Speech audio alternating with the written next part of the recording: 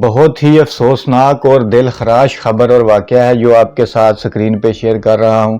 یہ آج صبح 27 جون بروز جمعہ صبح 8 بجے کا وقت ہے۔ دریائے سوات ہے اور ضلع بھی سوات ہی ہے۔ 18 کے قریب افراد جو دریائے سوات میں پانی کے تیز بہاؤ کی وجہ سے بہہ گئے۔ دریائے سوات میں تیز بہاؤ کی وجہ سے ایک ہی خاندان کے 18 افراد دریا کے بہاؤ میں پانی کی لہروں کی نظر ہو گئے۔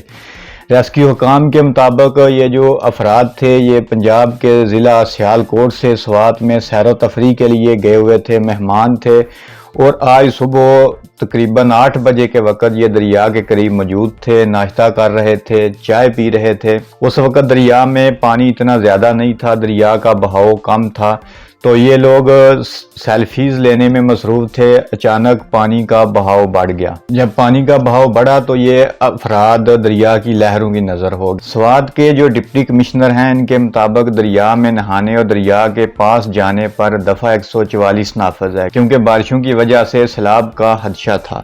جیو نیوز کی ایکچوئل رپورٹ ہے، وہ میں آپ کو پڑھ کے سناتا ہوں۔ سیاح نے بتایا کہ ہم ناشتہ کر کے چائے پی رہے تھے اور بچے دریا کے پاس سیلفی لینے گئے۔ اس وقت دریا میں پانی اتنا نہیں تھا، اچانک سے پانی آیا تو بچے پھنس گئے۔ ریسکیو کو آگاہ کیا تو وہ 1.5 سے 2 گھنٹے بعد آئے۔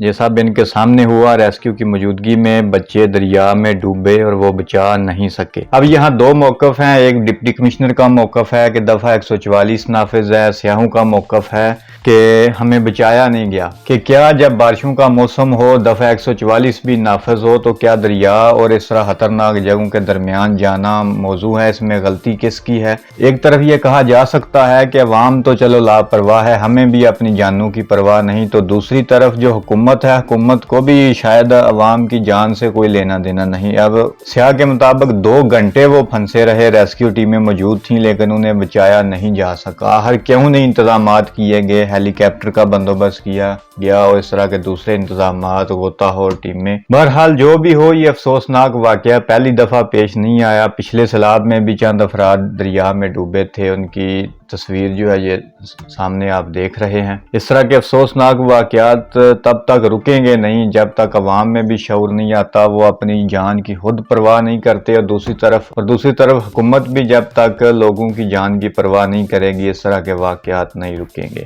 آپ کمنٹ میں اپنی رائے کا اظہار ضرور کیجئے گا۔